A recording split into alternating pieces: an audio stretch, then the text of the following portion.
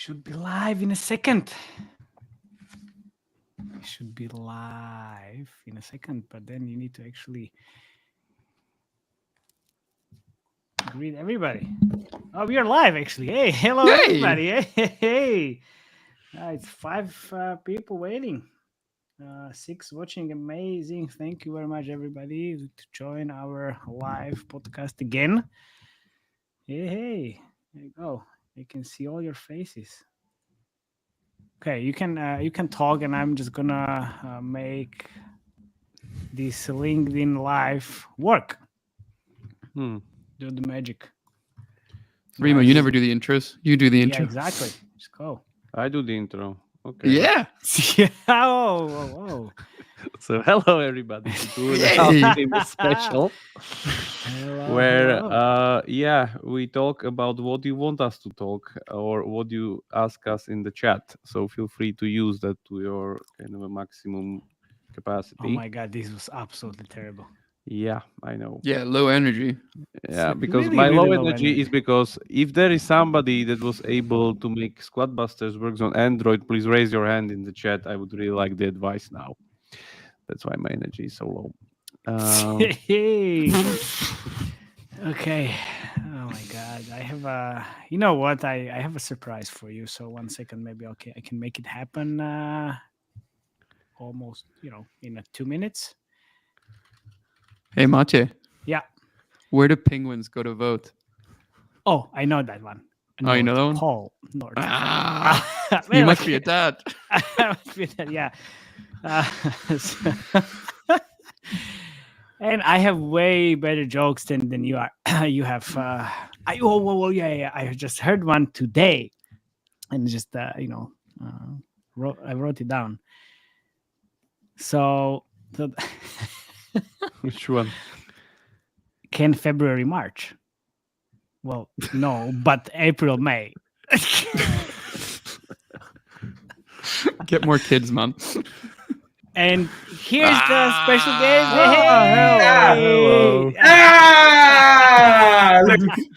Look, I'm actually disappointed. I was expecting a little bit more oomph from Jakub. I thought he was going to smash some stuff on the floor. The bass was turned off.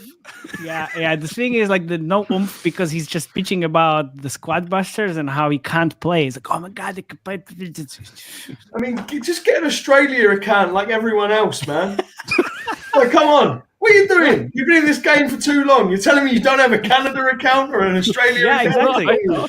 I was always able to pass this through normal VPN all the time. Well, talking about VP, he's not VPN, but he's VP of Quali. Welcome. John, you are literally everywhere. Bro, there's money to make. What can I say? I get paid for a living, so I need to make sure that I'm everywhere. This is what Quali paid me for. And all joking aside, I do have a day job, which is publishing games and working on games and being vice president. I know. But look, dude, Matej called me yesterday. He said, "Look, we're doing this AMA thing." I was like, "What the heck is this? I have no idea what this is."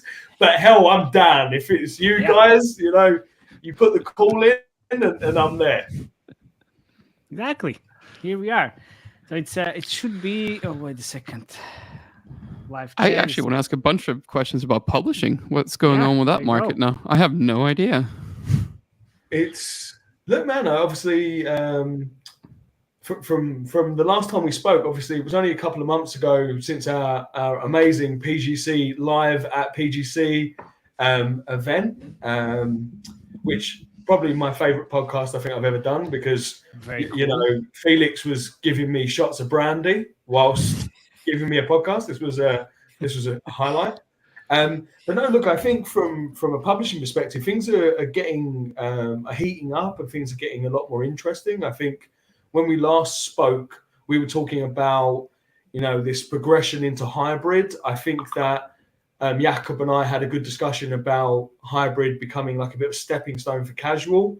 And I feel like, this, whilst it hasn't fully matured, I have seen, companies like Supersonic have just announced that they've gone for Autogun Heroes from Nitro, which is casual sort of shooter-based game. True.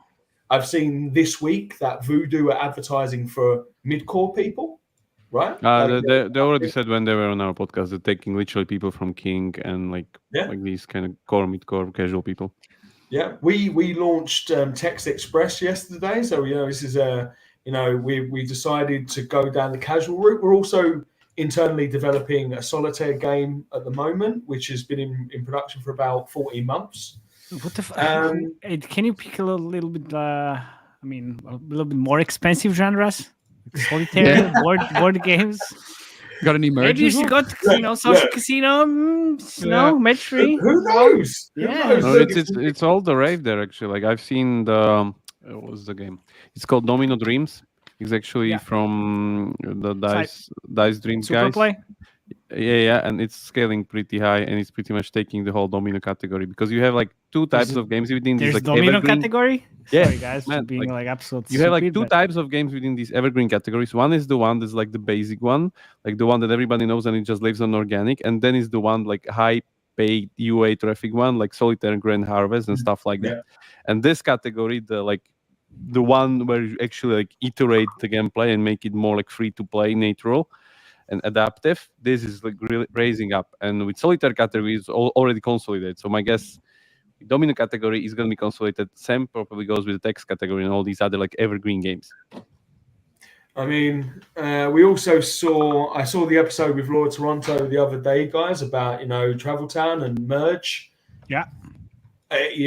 Since that game has been heating up, we're getting people contact us about publishing Merge games all the time.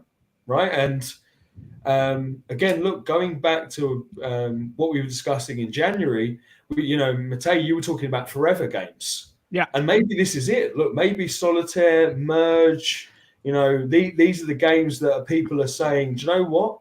These can be the long-standing evergreen forever games where investing more time and money now will pay you back over 5 to 10 years. 5 to 10 years, man. We know what's gonna happen like next month in gaming. Like it's like 5 to 6, like 5 to 10 years. Like that's a big stretch.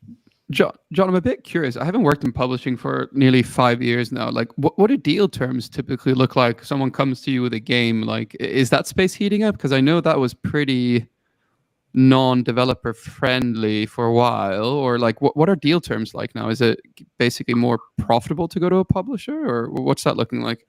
Yeah, I mean, I would say, Felix, that there has been a resurgence in publishing for a lot of people. Not through maybe their own choice, right? The headwinds that we have seen from sort of the economic state of the industry, we all know that a lot of studios have been hit heavily from privacy and the ability to do UA effectively. So, the margins that people were able to achieve before have decreased. We know that smaller companies who don't have like experts like Matej available are suffering, right? Because a couple of years ago, it was kind of like anyone could do UA. You run on Facebook and, Mazel tov, you've made money. But it's a much harder. There's a lot more science behind it. You need, larger teams to work on creative assets on a regular basis. And, the type of campaigns you have now in Unity and AppLovin, you have your in-app ads campaigns, you have your in-app purchase campaigns, you have like loads of different things that you need to specialize in. But because of all of those difficulties and the complexities of running UA and monetization also changing, right? Both have got more difficult in different ways. Smaller companies are less likely to be successful now. Bigger companies with more resources and more money are more likely to be successful. So a lot of these smaller studios are now in a position where they're making good games, but they can't make them good businesses. They can't make them profitable. And this is where publishers are able to utilize their size, the resources, and look, worst comes to worst, you get a really good game. You throw enough, templates and enough resources behind it, enough hands at it, eventually you're going to see an improvement in the metrics, right?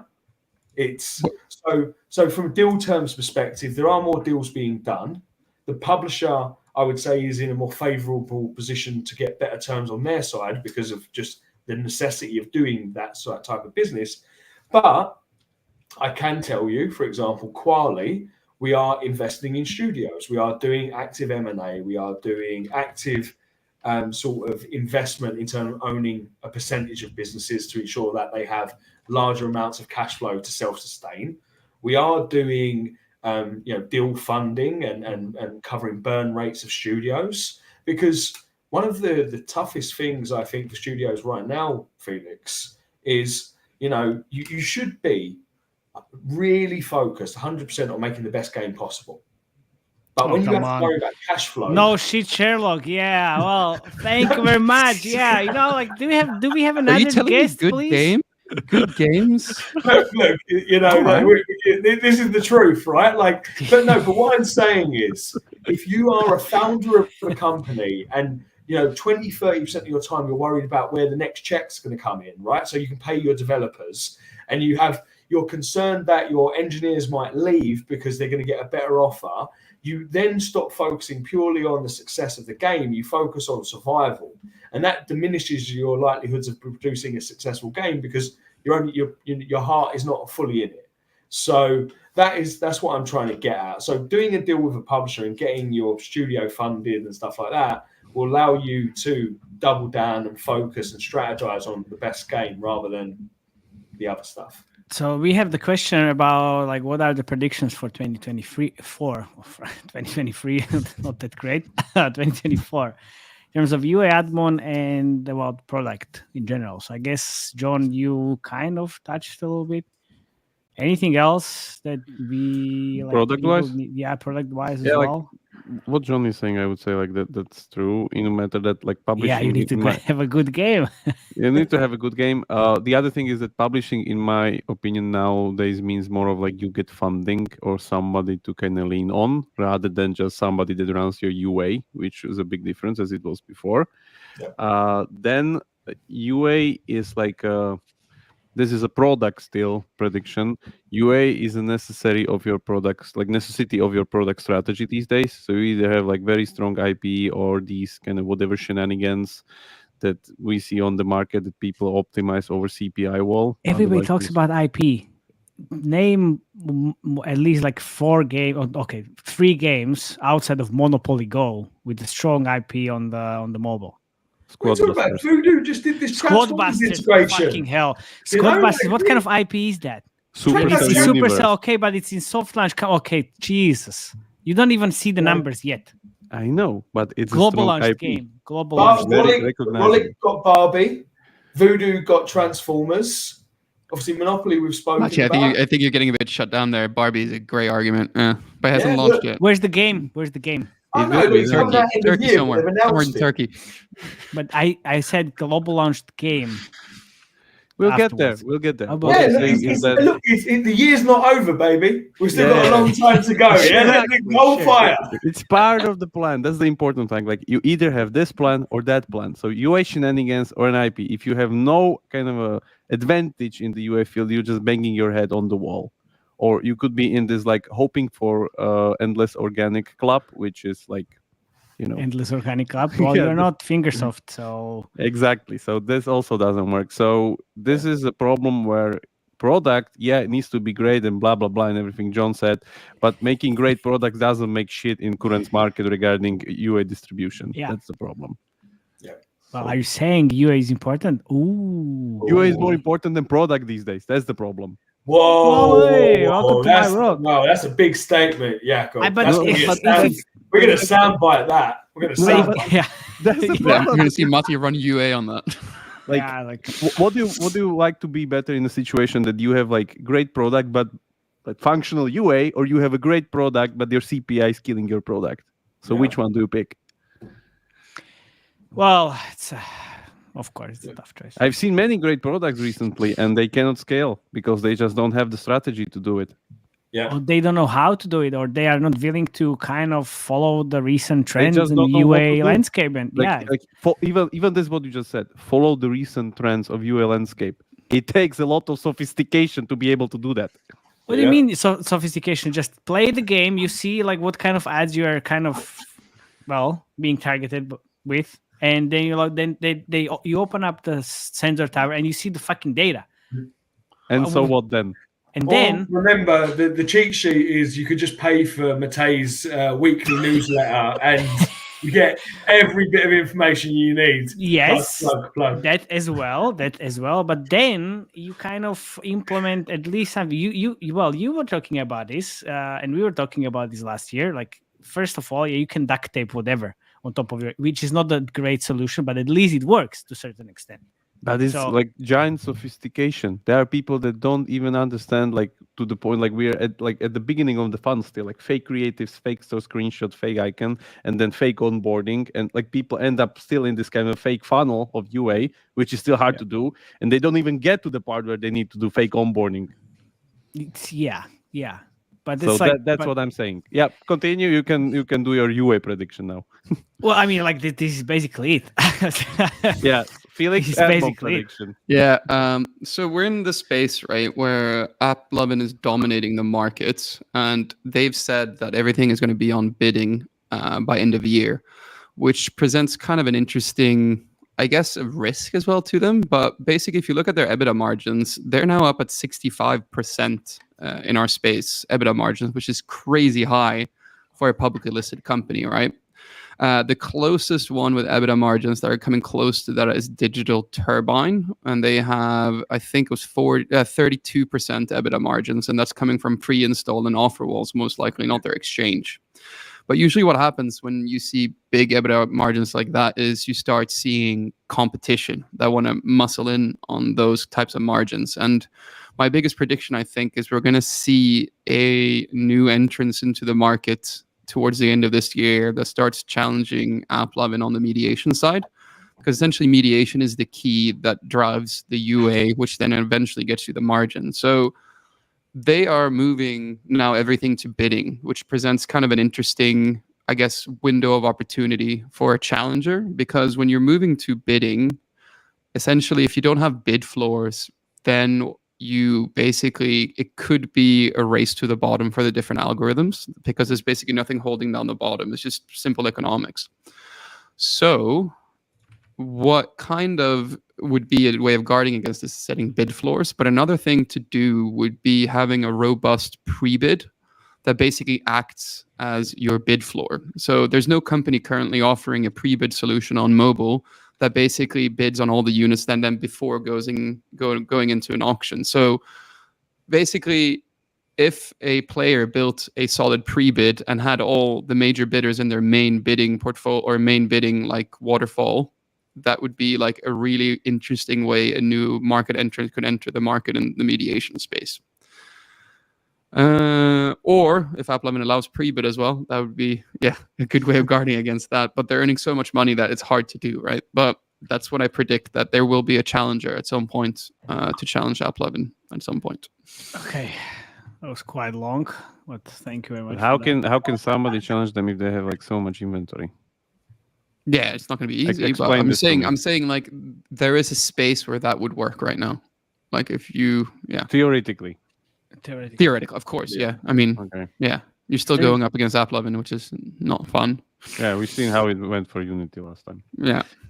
Yes, there's a follow-up question, like how to make bid floors work, testing it on worldwide, starting from 1 cent, no significant results. Any hints? I mean, I have no fucking idea. I would say like I need more information about this. Yeah, I need to look at the data. So it's a bit hard to say like a uniform thing. But email me. So Alexander, join the Slack and ask the question in the ad monetization channel for sure, because we need more data. So, but I think questions to Felix. Well, like there's which one, the Amazon one? Yes.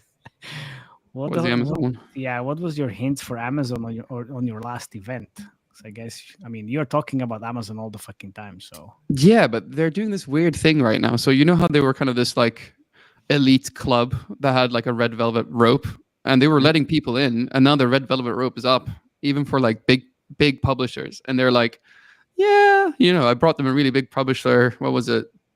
Started this year, and they were like, no, we don't care about a top 100 publisher. Maybe Q2. And now I'm messaging Q2 like, Maybe end of Q3. I'm like, why do you think that is, dude? Do you think it's because the inventory they don't have, or so they are on all clients. I have them live on banners now globally because everything with basically the CMPs now. Basically, they can get European demand. Every country they're live in, they're competing head to head with Google. So probably what they're doing is using the existing publisher base to run experiments to make it work on interstitials and reward it as well, where it doesn't work at all. And when it's ready to roll out, then they'll do a big open rollout. But yeah, it sucks. It's like standing outside the club and everyone's having fun. I'm kind of half in, half out because I'm in with some people. So, I have friends inside, but I'm also outside. I'm not on the list, but I'm kind of on the list. Is this not just your Saturday night in Germany when you live there? This is just you outside of the club. Yeah. Exactly. Yeah. So Amazon is actually Berghain. Yeah, exactly. Amazon is a bit like Berghain right now. Yeah. And I'm not wearing black, but also I am wearing black socks. So yeah. So guys, by the way, there's in terms of designing a hybrid casual game. So what's the biggest thing that has changed from designing a hyper casual game in your opinions? You two guys. Progression and meta layers, definitely. Yeah, I would say meta. Very simple answer, right? Meta. Yeah, meta. It's just, meta. Water on the meta. You invited me. You have to deal with this accent. Yeah. East London's finest. Yeah. Shout out to everyone. E16. Sorry, guys. So yeah, the KPI is pretty much switched now, because before, always when I would talk to hyper casual people, they would tell me like their first KPI, like how many seconds they have in first session, which is like we're not really using that anymore. And then the other thing is that now people, I don't think so they're like that much after like this kind of giant retention day one, which doesn't help you, to be honest, that much. What helps you is the shape of the curve going onwards, day 3, day 7, day 14, blah blah blah. So even games which have like 30% retention, which was like kill territory for hyper casual before, is now completely okay if you can dish out like 10% day 7, whatever, 15% day 7, something like that. And you can only do that by. You're completely right. Like we used 45% was originally like the target for hyper casual. Now 35% is the target, and it really does just depend on the day 7, day 14, etc. And if we see that it's going to pay back on the long tail, and the curve's much sort of shallower but long, then this is equally successful depending on the CPIs you're able to get. Right, if you can get a $152 CPI, and you know that you're gonna you have a certain amount of ad frequency, you have a certain percentage of in-app purchase, It's about ROAS these days mostly. Like I think Alvaro also said that when he was here on our podcast, that like the main metric to look for the quality of this game is the return of the advertising spend period, and how much you can kind of dish out. Doesn't matter what the CPI, the retention, what RPU is. It just matters like if you can scale it with profit. Okay, but then how do you kill that prototype? But what? How do you kill that prototype? Like based on what? You follow these kind of as I said, you follow the shape of the curve, and when you can get the shape of the curve to the right position, one by one, we need like day 1, day 3, day 7, whatever milestones, then you kill it. If whatever one of these milestones you have production gates, Matej, right? You say that this is going to take a certain amount of time to get it to monetization test, right?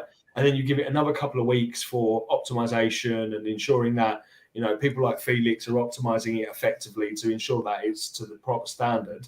But if you implement monetization, your ad, your RV, your interstitial, your shop economies in there, and you're getting 20% day 7, and the target is 100% at day 30, it's not going to make it, right? Even if you were to spend a couple of months with balancing the economy, improving the ad frequency, all of this stuff, the likelihood is you're not going to achieve it because it's just not. Why?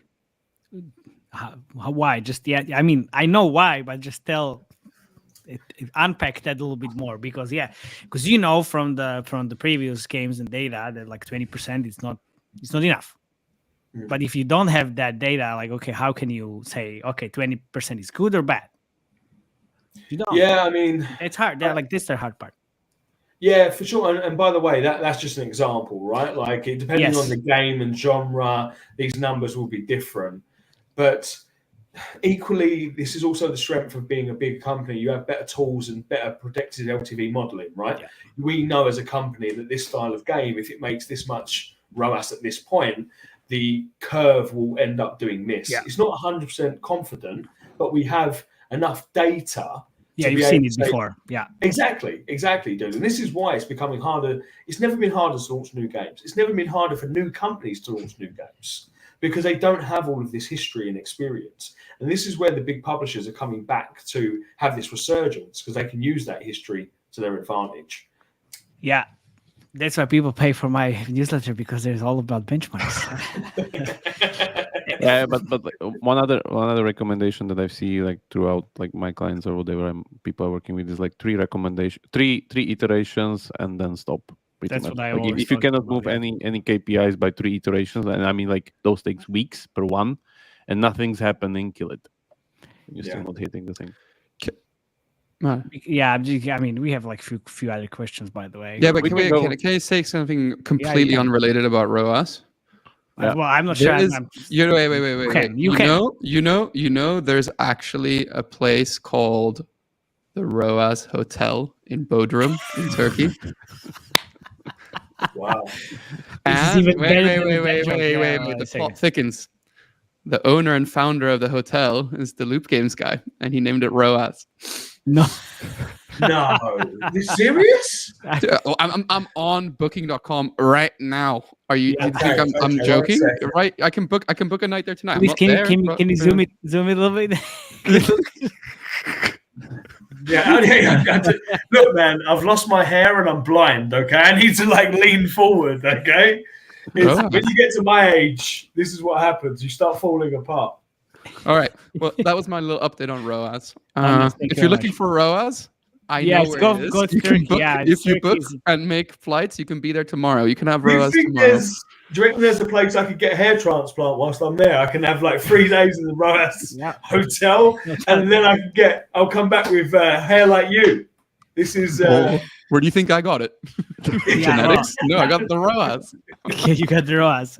I said, baby, I'm booking up the ROAS hotel trip and getting a hair transplant. I'm coming back like Felix's little brother. That's it. Okay, right. So which one is next one? The one. Yeah, the question is segmentation. Yeah. Fucking hell! Like this was great plug. Thank you, Felix. That's made my day. So what are your recommendations? No, the segmentation. Segmentation for hybrid casual games on the monetization and product side. Like what? But we can do that one together, Remia, right? Yeah, sure. You can start with ad one. Yeah. So basically for Admon, the biggest hurdle is just starting. The kind of Rolls Royce thing that a lot of hybrid casual, like the really big ones, are doing is segmenting based on user acquisition campaigns, the types that bring the users in. So that's like the Rolls Royce, which is not easy to set up, but essentially what it is like if an IAP-driven campaign gets a user, you only show rewarded video. If an ad ROAS cam brings in the user, you show interstitials, banners after the VTUI, and at a lower like refresh rate and lower cooldown timers. And it's a blended one. I can't remember what they were doing, but they were doing some kind of interesting thing on the blended ROAS. But that's like the Rolls Royce. But even doing simple things as just geo segmentation to start off, so showing more ads in your typical tier 3 like Thailand, India, Iraq, Iran, like these geos, they're actually used to seeing more ads, so they actually tend not to mind. That's like the simplest way of doing it, but the hardest thing is just starting, and then you can get more and more creative as you're getting along. You can be very creative with this, but the main idea is that if you don't have a social following on the game, you can really go nuts when it comes to segmentation. No. Which is not really the case for hybrid casual anyway. But dude, like I'm seeing more people think about community as a strategy now. Really? Right? Yeah. People are in Discord channels for casual going games. back to Web3 again. This makes sense what John is saying, because the games are slowly switching to casual midcore, therefore they need to build these legit communities. Okay, fair enough. I mean, yeah. And look, if you think about it, say you have 10,000 people as part of your Discord, right? Which, you're not paying user acquisition. These are just people that play your game. These are your advocates. These are effectively your hardcore users. You start doing tailored events and giving them a bit more of a more premium service. You're going back into like what Social Casino used to do with VIP teams, right? You start doing something, even if you use them for play testing of new features. There's like a bunch of things that you can do with communities in non-hybrid going into casual mid-core games that we can learn from, which removes the user acquisition cost aspect. So these are like high profitability users essentially. Yeah, you can try a lot of stuff with them, definitely. Like for segmentation, I would really recommend people to watch the Pocket Champs episode we did with Madbox. They have it very nicely explained there, where they would literally have like a progression point within the game where they would say until 1,500 trophies, you don't see any interstitials and banners. Afterwards, you start to see them if you didn't pay before, which is like just like one of the basic ones. And you can go more and more complex from there, basically. But I think a few other hybrid games that we covered are using kind of a similar strategy that you try to feel at least the onboarding of, try to make you feel the onboarding of the game at least a little bit more premium in a way that like you don't use banners and interstitials, and then at some point there's a cutoff point where you determine, okay, this is not going to be a paying user, therefore we squeeze him with interstitials and banners. So that's it. Look, it's about optimizing each of those personas and buckets of users to maximize performance from a revenue perspective, right? So it's about squeezing the lemon. If you know that a user after 14 days is not going to do an in-app purchase, and you from all of your data say that they need to do an in-app purchase in the first 14 days for them to go on to be a high value user, then you can set up the model to say, okay, these people, you have to optimize them through ads. And eventually, and then it goes RV at the top, interstitial, and then banner. And you just try, and then you play around with frequency, as Felix said. You can set up the same strategy for tier 3 markets where in-app purchase will never happen, or there'll be very limited amounts. And it's about squeezing the lemon on all of these different users and the different buckets that they fall in to maximize your overall, revenue performance as a business. It's economics more than anything. I know that face Matej just pulled. He was thinking about gin tonics when you were talking about lemon. No, I was just thinking. He's like.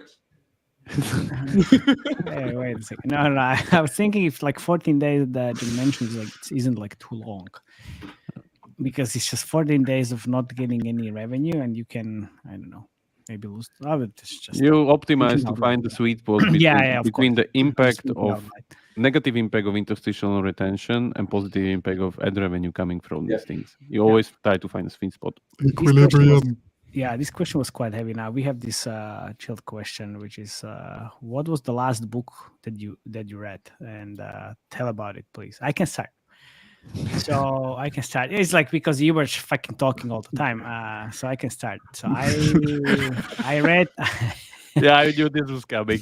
Oh, no way! No. Shameless plug. Nice. No, I read shout out to Kim Nordstrom. Shout out, thanks, Kim. Yeah. Thank you, Kim. Great. So I read How to Solve 50% of Your Problems, and I read it twice. Wow. What, back to back or? Oh no! Oh man, you got me. It's a dad joke.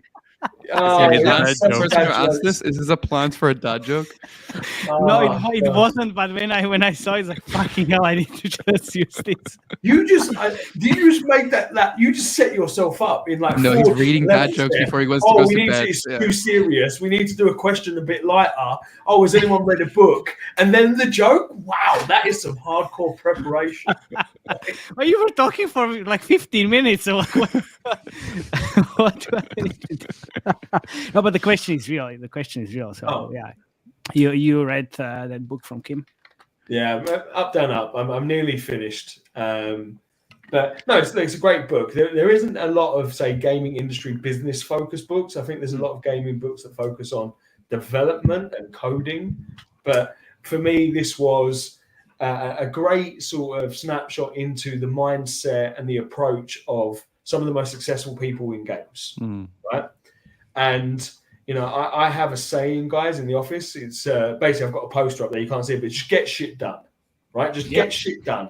Just literally, don't procrastinate. Just grab the ball by the horns, get something done, like make a move. And I say that quite openly a lot to the guys. And during this book, I saw like 3 other people, like very successful CEOs, also said the exact same thing, just get shit done. And so now easy. I'm validated about swearing in the office. Okay, Felix, your book. Barbarian is the Gates. It's like this story about an LBO buyout in the late 80s that basically the CEO was a head of a really big company called NBC Nabisco, and he did an LBO for pure vanity reasons, and it went tits up and all collapsed. And it was just like an investment banker investment story. That was just the height investment book.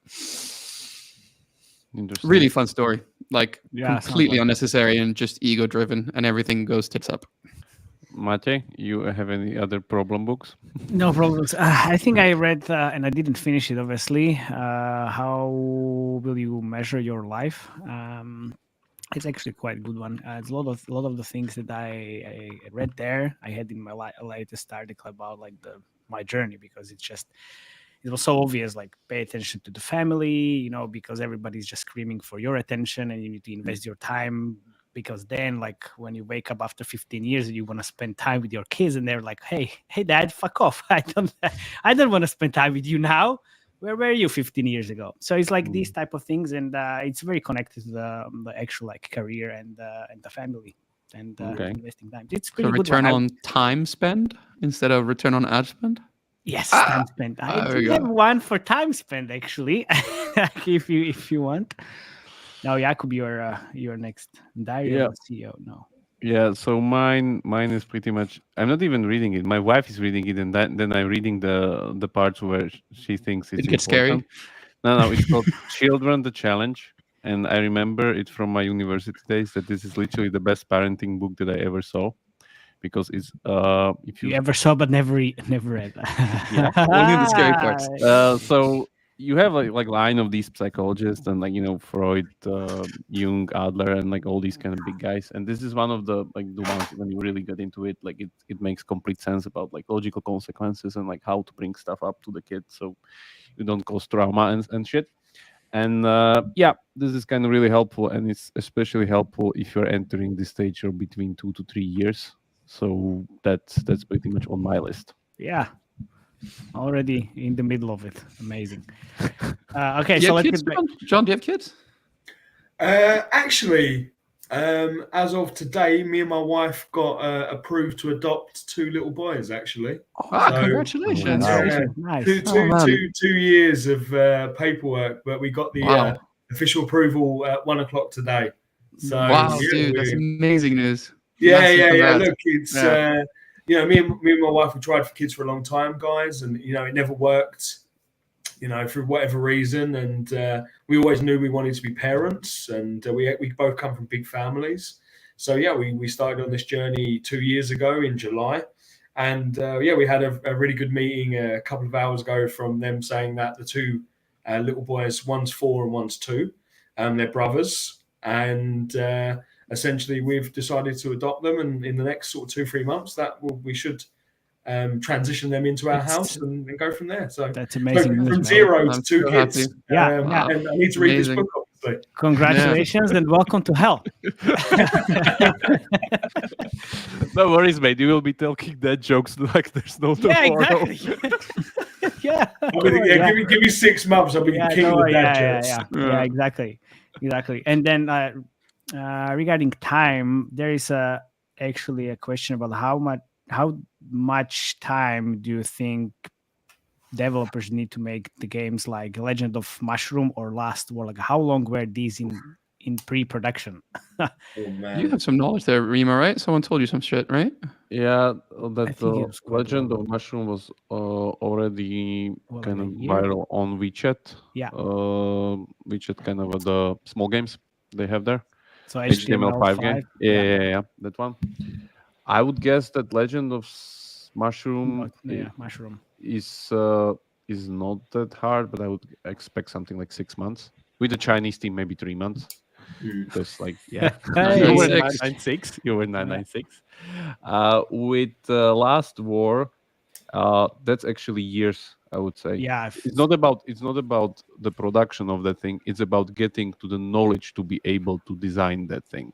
That's the most important part of that game, because it's have standard Forex features, which I think you could put a timestamp on it, like I don't know, 9 months, 10 months, whatever. Like that's normal. But the problem is, 12 but months. yeah, definitely. But the problem is that what are these features? Like, which one do you pick? How do you connect them? Especially with their UA onboarding shenanigans. Like this took River Game like years to get that knowledge. Yeah, but they hit Top War as well before now. So yeah, that's what I'm saying. That Okay, like yeah. you cannot say like this game takes 10, 12 months to develop. You can't develop that without that prior expertise in the genre, which took years to get.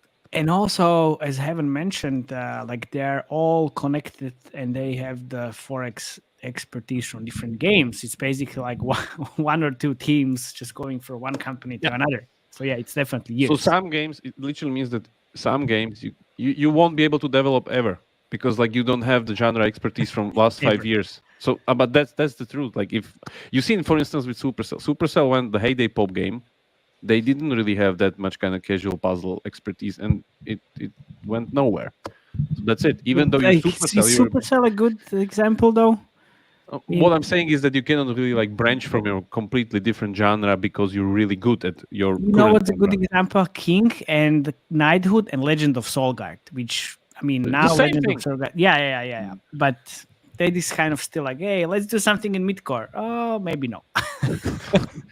Yeah, maybe yes, but it didn't work out. That's the thing. Maybe yes, but yeah, eventually you need to sell that game. Or genre expertise is everything in this case. If you really want to achieve that level of like 3 million a day, which Last War is currently doing, I was checking just today. So that's that. Yeah. So we have a trivia game which is turn-based, and they have some numbers. KPIs like day one retention 25-30%, CPI 40 cents, 95 cents. And our fan want to know if they should double down on it or kill it. I mean, so first of all, what is the day 3 retention? What is the day 7 retention? CPIs? What is the campaign optimization? What is the geo? Like this is kind of nice, but not complete. But 25 to 30% trivia game sounds day one sounds still pretty low, because you want, at least for these games you need to start the curve much higher. But what if it's India? So like, would you make a decision based on this? No, it's like you need more data always. If it's US, it's not gonna be 40 cents. Absolutely no. And if it's 40 cents in US, it's Google ads, and that's fucking shit. Traffic. I'm sorry, Google, I love you, but this is how it is. They're probably listening anyway. So, is it Facebook? Is it app event optimized campaigns? No numbers for those days. Okay, get those numbers. US, great. This is great because it's live, so they can actually get the numbers. Respond. Another they can actually respond. We can do this in real time. Yeah, that's great. And then we have which platform would you recommend for initial testing of a game like Chrome Valley Customs? Network for testing? What are you doing, John, for initial testing? Oh, bro, it hasn't changed for years. Facebook. No, seriously. That's still a thing. I mean, we went from same as most companies I know. We went from doing solely Facebook to now doing Facebook and an SDK network to start off with, right? We're edging our bets a little bit, but ultimately Facebook is still king for this area, right? And look, we'll test, we'll in parallel test Unity or AppLove independent, normally Unity, but effectively, because of the discrepancy that you can get between performance and CPIs between Facebook and SDKs now, you can't make a judgment call on just one of them. You have to spread it out a little bit. So. And it was in its US and Google ads. So I know, because the CPIs for this type of game in the US are it's just no. Facebook, trivia game, Facebook, US, those CPIs are going to be at least 3 or 5. Yeah, but $3 plus. Yeah, but you will get way better retention, in my opinion. So I would definitely test that. Did you skip the question from John there? Ask John where KPIs decisive for hyper-casual games to be successful when he was at Coda. After he says CPI, please ask if hyper-casual is dead. What? It's Michael just making fun of us. Okay. So I didn't actually hear the whole question. You were like mumbling, It wasn't worth my time. The question is like, what were the KPIs for games when you were at Coda? Oh yeah, I mean, look, 30 to 40 cent CPIs and 45% day one retention. That's it, right? Yeah, very simple. And now we should ask you if hypercasual is dead. Because I've already said this on to you, all of you, but yeah, look, my opinion is very sorry, guys. It is, and there might be a few outliers where people can make money, but it's just too difficult to optimize towards profitability for these games now. Very simply, they have to evolve. Yeah. Okay. And also, coming back to the question about the Chrome Valley customs and like any initial testing. I always do Facebook and Unity, but for that you need MMP, which might be a little bit tough for some developers. But yes, because at least you can compare two channels. That's what happened to me in soft launch. I was running Facebook only. It looked like shit. We all wanted to kill the game, but then we eventually added Google and Unity, and the game was global launch because on outside of Facebook it was working quite well. So, and it was a long time ago. But yeah, for the pre-market testing or initial testing, it's always US, Facebook, and then additional channel, and ideally Android, so you don't have a headache of iOS. Okay. So yeah, that's What's the best UA channel for iOS in 2024, in your opinion, except Applovin? Any newcomers were testing? Yeah, Applovin would have been my shout. So yeah, it's TikTok. 100%. Get back on TikTok as soon as you can with all those TikTok Creative Challenge videos. It's great. Facebook, even though I'm bitching about it all the time, it's still okay-ish. But then, Applovin. In this case, I would try Molo for iOS. That's working quite well for me in US and some European countries. And then we have Does it have the scale though, dude? Do you feel like it's a comparable channel? As I know they've got their SDK now and stuff like that, but do you feel like Molo could keep up with the likes of like Unity or Applovin? Oh, yeah, it's performing better than Unity for most cases for me. Seriously. And do they have that minimum budget bullshit?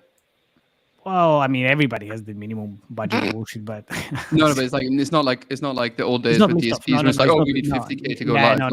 It's not lift off. No, like, hey, give me 50K, and then after we spend 50K, then we can talk about learning. It's like, we might be able to make some money after the first 50K. The first 50K is burnt. Yeah. How about no? So yeah, exactly. I miss those days.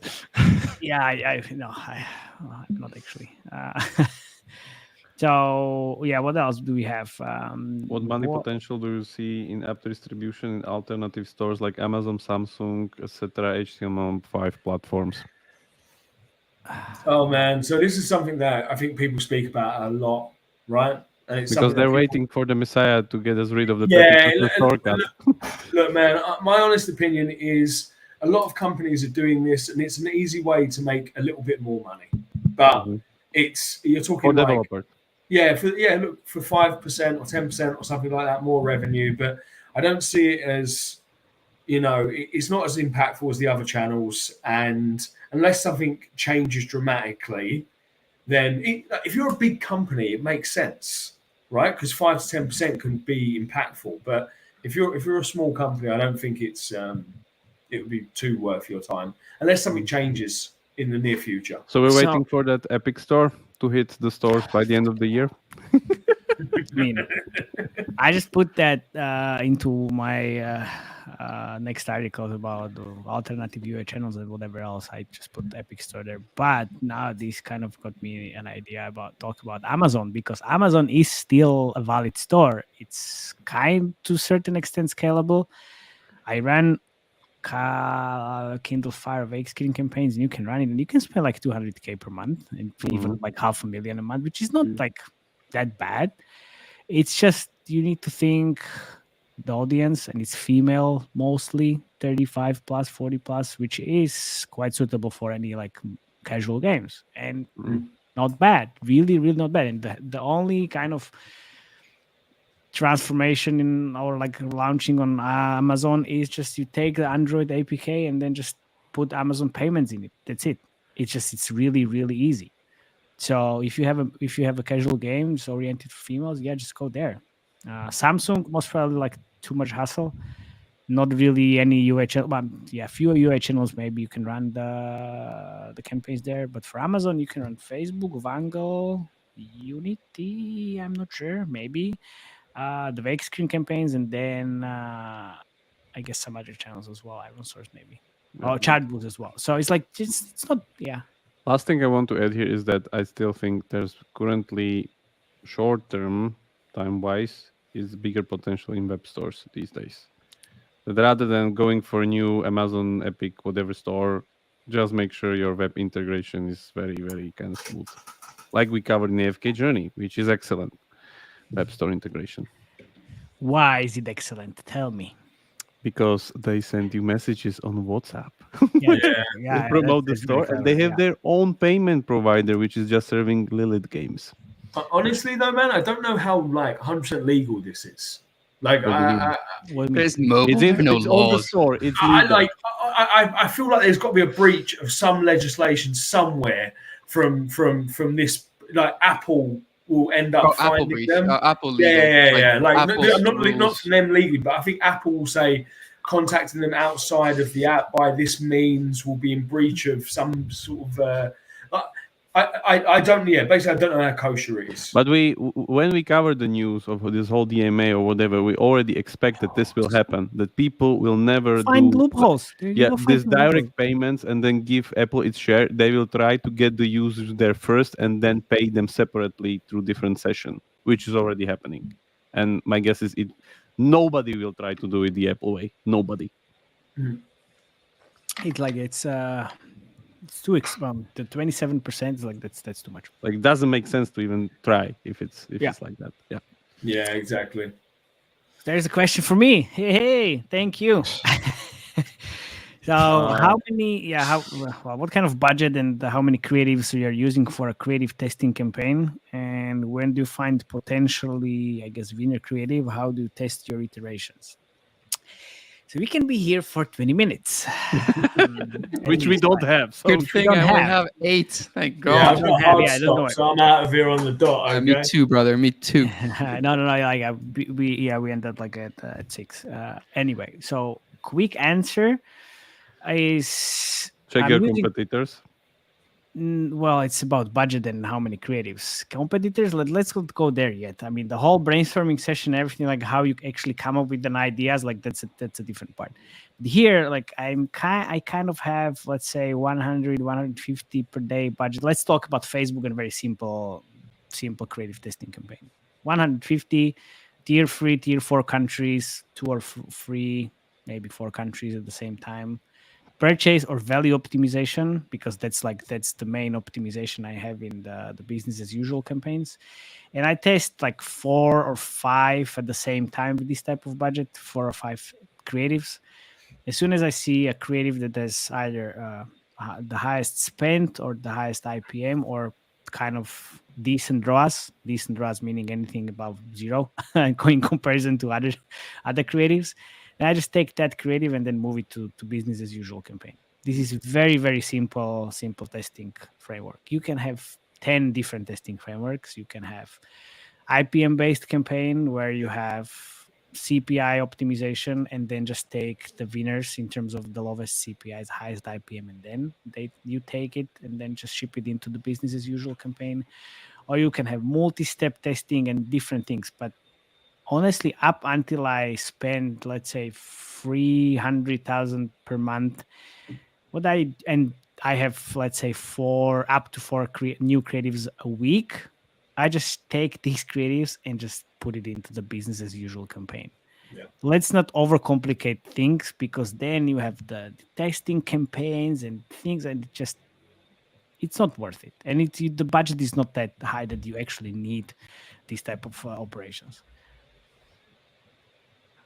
That's very. And if you're not in our Slack, join the Slack, and then we can talk there. No, because it's a very complex question, and I had a presentation at the MAU, and I was talking about this for 15 minutes basically. Yeah, I also had this presentation when I was playing you. Yeah, exactly. You playing me in Cyprus. Thank you very much. What did you tell the audience? What was it like being Matej for a day? It was just nice. last 30 minutes, only 30 minutes. Don't worry. 30 minutes. 30 minutes. It was nice, and people are taking a lot of pictures of the presentation. So yeah, I can't imagine you in a Gucci hoodie with a Japanese. Why do you say that? Funny you say that. Yeah, funny you say that. It wasn't a Gucci hoodie; it was a GDC hoodie, so it's almost the same. Okay, like I said, I was that's saying like to Matej earlier, Gucci, Matej is officially the Gucci gang general. That's what I call him, GGG. GGG, I'm making fun of you already. No, jokes aside. Mike, you can see him slop squatting outside.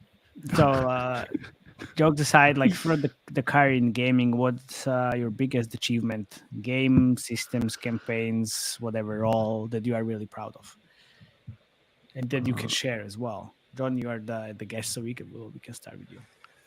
Oh man, it's a tough one. Yeah, look, I think for me, the thing I'm most proud of. So most of my career was done on the tech side of gaming, right? It wasn't actually on the game development side. I worked at monetization, UA, growth strategy for companies like IronSource and Unity, etc. The highlight of my career was joining Luna Labs as part of the founding team as vice president of operations, and then growing that business. Vice president all over again. Vice president, baby. 2 VPs in my career. Doesn't 2 VPs make a SVP? I guess we're making a merge game. We'll make a merge game. Oh my God. VP. I have a T-shirt for you, which is VP, and then SVP at the top. Oh my fucking God, yes. Okay, we'll do it. But no, that was the proudest moment of my career, was going into a startup of less than 10 people, growing it to 50 plus people within a year, and selling that to IronSource, and having my first exit as a professional. So for me, that would be the big one for me, guys. Nice. Felix, I think is this podcast with the basically I've been approached a couple of times with people that said they got a lot out of it for ad monetization and being able to make deals that they otherwise wouldn't know about, because it's a very opaque space that no one really talks about. So I got a lot of thanks for that. I think I'm quite pro. What? They don't. Your rep? Yeah, they don't tell you. If you don't know the questions, then how can you? If you don't know the questions to ask, yeah, of course. No, that's amazing, Jakub. Yeah. I don't know. There's a few of those, I would say. One of it is, let's say, being part of the team that was able to ship a VR game on a completely new platform that didn't exist 3 months ago, when we were still doing Oculus. That was a wild ride we did there. Then being able to help a studio scale the game to 2 million a month, pretty much. That was really good, being part of that team. And then, basically, I don't have a specific, I work on Candy Crush, whatever achievement, I guess. It's more of a, when I work with a lot of my clients, and at the end of some of those cycles, we hear, this really helps us out, or we didn't know this before, and now we're just much wiser. Or I literally had a friend who just in Istanbul in March, he told me that thanks to your feedback, we completely changed the game to better, and we are having killer numbers, killer retentions, killer KPIs, and it's scaling so much now. Yeah, I remember when Sam from Westmore told us, the VR Warriors game, it's killing it. Because we took all the fucking feedback from Jakub was, gave us feedback for Adventure, and they just did it oh yeah, the game makes 250K per day. I mean, if this is not achievement, I'm not sure what it is. But Matej, you need to be quick with your achievement. Don't worry. Yeah, my achievement very quickly. I think me going solo and just doing this consultancy thing opened so many things, doors, and I'm really happy to be in this position because I can spend time with my daughter and just work as well. And this whole thing working out, that's the thing. Oh yeah, by the way, it's not bad. Better than twerking. It's better than twerking. Guys, thank you very much for coming. John, thank you very much for jumping on. It was really good. The surprise guest. And Joe, I will share the Slack channel invitation in the chat, and then see you next month. Thank you. Cheers. Bye-bye. Thanks, guys. Take care.